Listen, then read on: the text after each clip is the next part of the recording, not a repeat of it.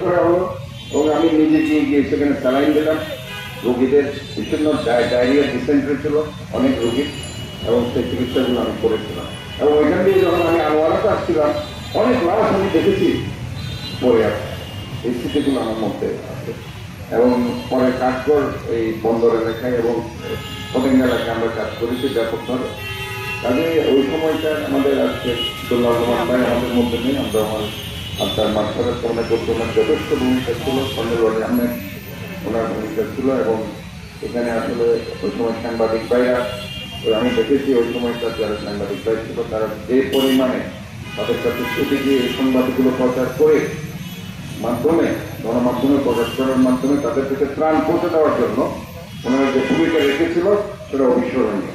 আমি আজকে সেটা স্মরণ করছি এবং তাদের এই কৃতিত্বের জন্য আমি আজকে এই অনুষ্ঠান থেকে তাদেরকে ধন্যবাদ জানাচ্ছি এবং তাদের মধ্যে যারা প্রয়াত হয়েছে তাদের আপনার মাত্র করছি।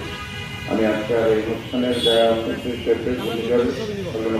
কথা বলেছি যে আমাদের আসলে এগুলো প্রোটেকশন ওয়াল, প্রিভেন্টিভ ওয়াল, এগুলো খুবই দরকার। এই প্রিভেন্টিভ ওয়ালগুলো যদি আমি দিতে না পারি, যে কোনো মধ্যে যে কোনো ডিজাস্টার হলে পরে আমরা সেটাই কন্ট্রোল করতে পারবো না।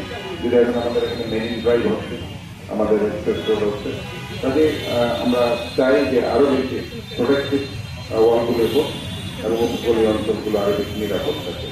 ধন্যবাদ সবাইকে আজকে এখানে আমাকে আমন্ত্রণ।